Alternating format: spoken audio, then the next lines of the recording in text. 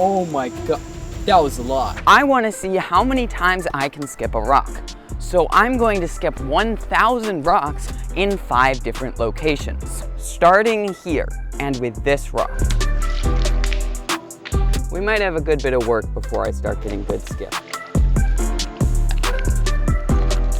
And with that, I have 193 rocks. This location is pretty terrible. As the video continues, I'll keep going to better locations. And at the end of this video, I'll go to the best location I know of to skip rocks. There's 5 important things about skipping rocks: spin, location, angle of rock, angle of path of rock, and force.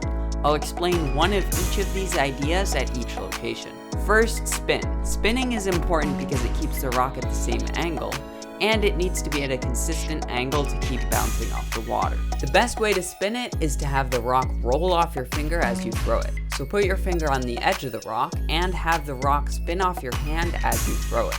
My goal is to get 1 skip with at least 20 bounces. Ooh, okay. And with that, I've skipped 200 rocks in this location. Honestly, it was a pretty terrible start, but I'm about to go to another location, which I think will be a lot better. Welcome to Devil's Pool. It's pretty busy here.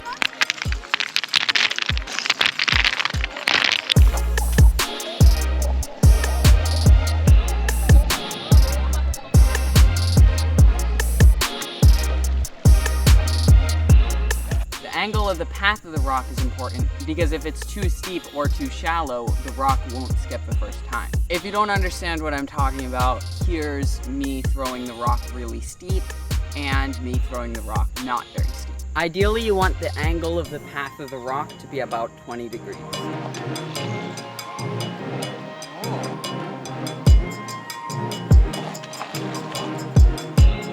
I had to eat and get some extra equipment that I forgot. We're biking to the next location.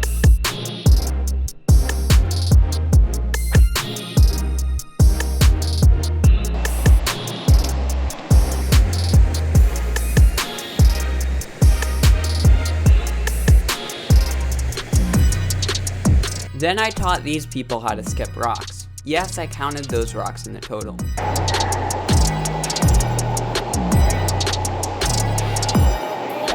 The angle of the rock, how it's tilted relative to the water, is important because that's how rocks bounce. They hit the water, they make a ramp, and then they climb back up that ramp and bounce out again. You can see that in the slow-mo. Optimally, you throw it at a 20-degree angle, and then the spin of the rock is going to keep it stable at that angle.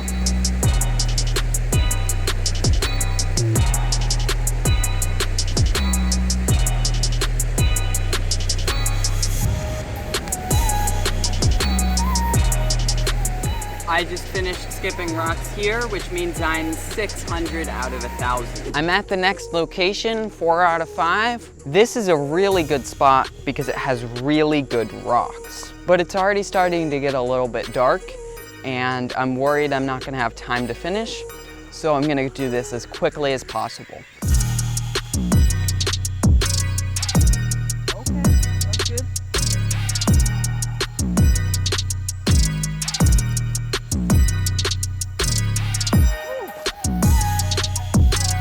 All right, let's talk about how to find the perfect rock. Step 1, look on the ground. Identify anything with a flat surface, like this. Turn it over, how thick is it? This is too thick, reject it. Oh look, another one. This one, it's thin. Boom, that's good. Something in between like this would be fine, even though it's a little bit thicker. Another thing is the size. Super tiny ones are fine. Since they're smaller, they'll keep skipping for a longer distance. It just started raining. I'm gonna keep skipping rocks for now. Whoa, that was a good one. It's incredibly difficult to accurately count how many times this was skipped, but I estimate 18 or 19 times.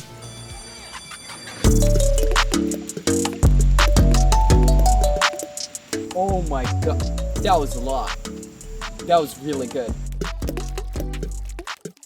It's difficult to accurately count the number of skips from this footage, so I counted it 5 times from each angle. I think the number of skips is 23, but I could be slightly wrong. The rain is a little bit worse, but it's fine.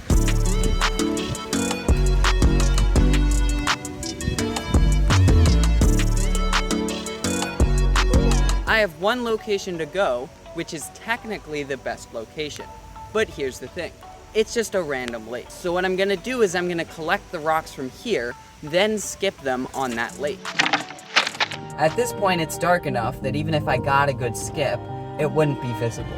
I just arrived at the lake, and look at this. I am really annoyed. At this point, I started to think I wouldn't be able to finish skipping these rocks. But then I realized something. Let's find out if this plant actually affects the rock skipping or not. It works! You can actually skip here. It works!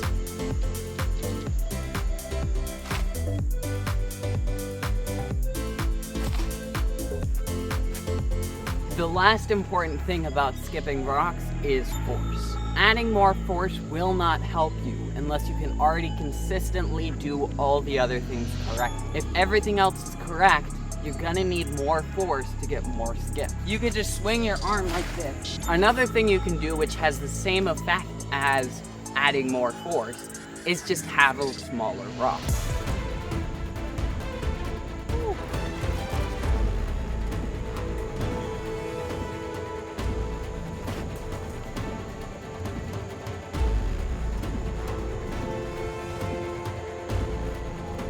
That was the last one, which means I just skipped 1,000 rocks. While I was skipping the rocks, I didn't think I actually hit 20.